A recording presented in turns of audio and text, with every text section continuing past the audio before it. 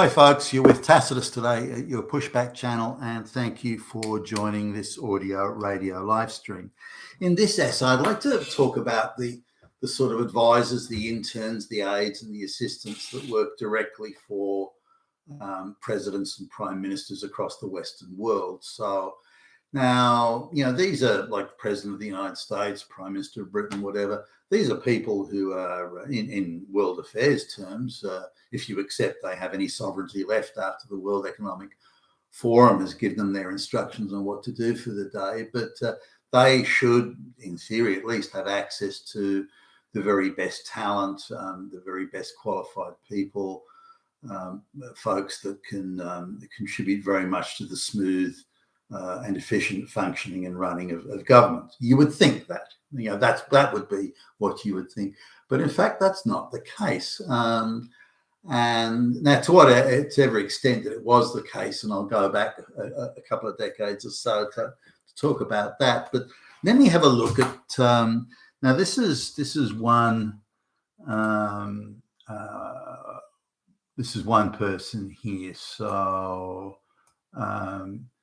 it's hard to believe that here's a woman. She's what do we got? 20 now. She's working at the White House.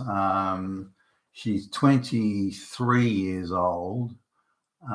She's got an arts degree from a third-tier college. So I don't know. She was somehow connected through an NGO, and the NGO put her forward. So it's very much on recommendation that you're either a well-connected rich donor that wants your little baby girl to get to the White House, or in some political sort of position. So she's 23 years old. She's got an arts degree at a third-degree college. Now her title is, wait for this, Assistant to the President and the Coordinator for Legal Affairs. Wow. I mean, assistant to the President of the United States. I won't say which president or when this was, but it was within the last 15 years. So, I mean, wow. What sort of expertise? Yeah, I mean, maybe she's a genius. Maybe she's a fucking Rhodes Scholar. Maybe she's listed on Mensa having an IQ of 10 million or something. Let's cut the girl some slack here. So let's have a look. So remember, so the most powerful political position in the world, and this 23-year-old kid is billed as the assistant to the President of the United States. I mean, holy fuck, people would kill to be able to put that on their resume. So let's have a look. She's got the arts degree from a third-tier college, so where apparently one of the subjects was political science. It was probably pre the days of super political correctness, but definitely within the range of the affirmative action, race, gender, quota type stuff. Now, if you look at her sort of high school thing, we're not talking a brilliant or even slightly below average, I would say, student looking at it. So she probably got an affirmative action into college. I mean, we can be reasonably confident of that. And she got an affirmative action degree. So we're talking about an very ordinary sort of girl here. Now, she has a job while she's at college, not the whole time, where she sort of works at some local community centre on weekends. I don't know if it's 1 or 2 days or what exactly. I think she's like a cashier or something like that from the looks of it. So her sole experience working, like she doesn't work at the local takeout food store when she's 15 or something. She only starts doing this part-time work when she's actually at college. Best I can tell is the parents pay for most, if not all, of the degree. So she's reasonably privileged in the overall scheme of things there. And again, through the NGO that her parents are involved in, she gets contacts with, and you can imagine it's a Democrat president, but she gets contacts with the through that. And somehow, this is a little bit mysterious because I don't know why would you pluck her. But again, it's all by recommendation that the president doesn't know all these people. The president's chief of staff doesn't know all these people. they're they're kids that are way out of their age range and so on, and out of their social circles to a large extent. Now, some of the rich donors who want their little baby girls in there and boys and so on, and they go in, but they get gigs in the White House or in some political capacity, which looks really good on your CV. So this ordinary, low IQ, unimpressive student gets into the White House as assistant to the president and coordinator for legal affairs. I mean, fuck. So you got to wonder. Now, I think in reality, she wasn't coordinating shit. I think she was just a fetch and carry flunky who was probably, getting the guy's coffee when he wanted, or doing the dry cleaning for somebody. So she obviously didn't have that role. She had no understanding of business or economics or even employment. She had no job skills. She had nothing. She arrived at the White House sort of never having really had a job of any sort.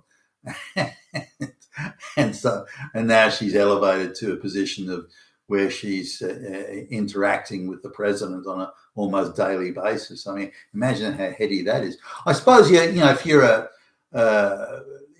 certainly the literature I've read, I don't personally know any president, but looking at the literature I've read, it's quite chaotic inside any political establishment, and whereas they get in front of the cameras and deliver these confident speeches and claims with all this, all mustered gravitas and this sort of thing, that as soon as they get away from the camera, it's a chaotic thing of self-doubt and nobody knows, and chasing the bouncing ball of the news cycle and so on. So it's hardly the efficient, smooth operation of geniuses running the country. Far from it. So if you've got that sort of chaos there, the last thing you'd want would be grown-up people who actually understand the world and understand what efficiency and doing a day's work is. You'd want little kids around you with no work experience, because that at least they won't judge you, or they won't be able to compare it to anything else. So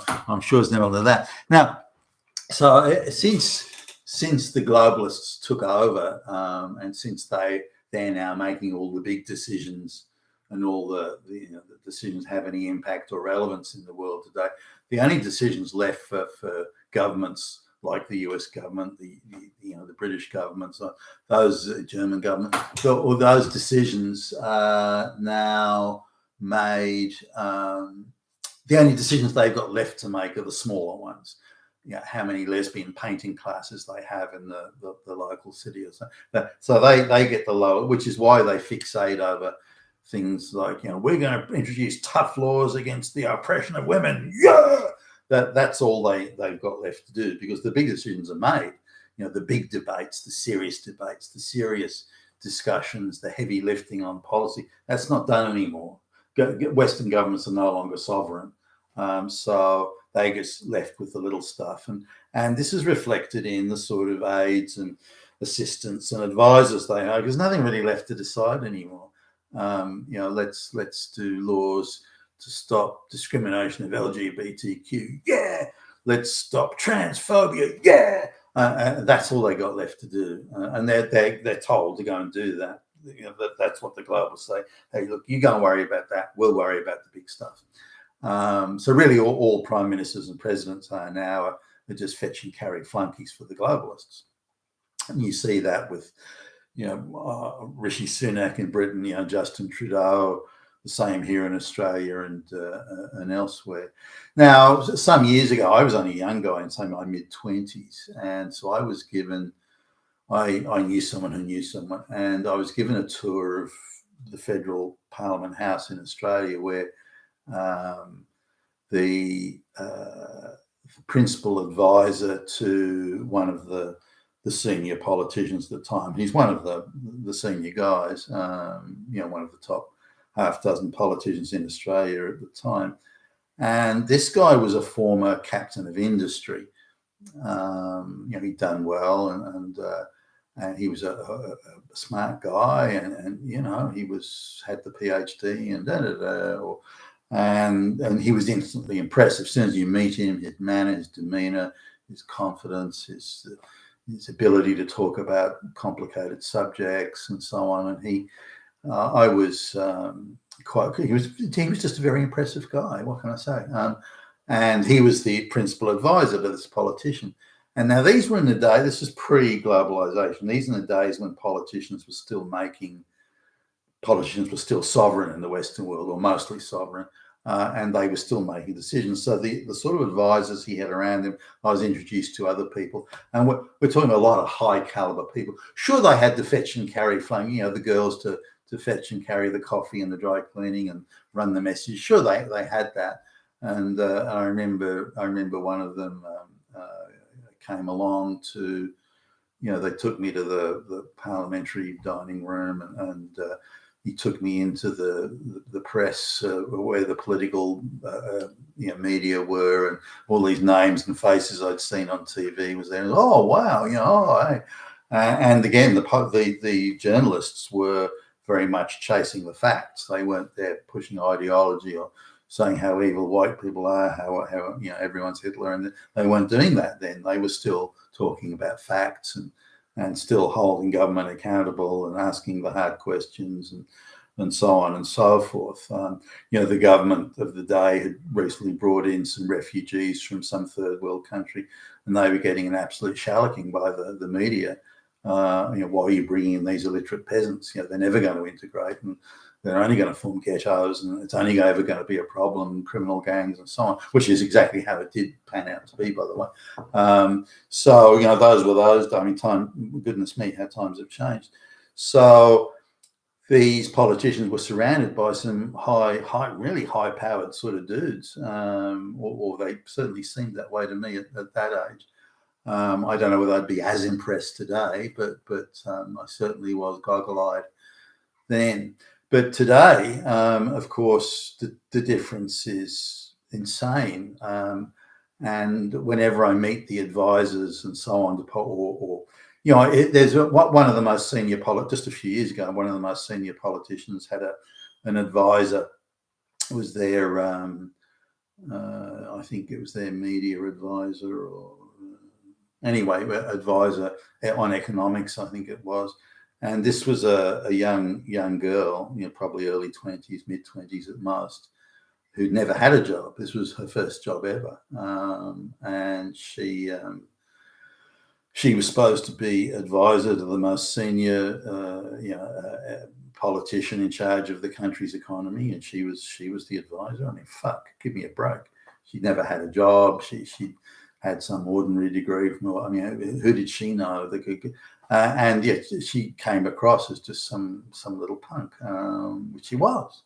So anyway, this is the difference. So I'm sort of, if I go through the people that I'm aware of, or that I bothered to do a little bit of research on, the politicians today are surrounded by 19-year-olds, 20-year-olds, 21-year-olds, and so on. Even one of the senior politicians concerned with a huge acquisition for defence equipment had 3 or 4 young men there, 21, so just either in the final years or just finished college, all of whom were sons of the wealthiest donors, who knew nothing and contribute nothing, and they were going on international trips.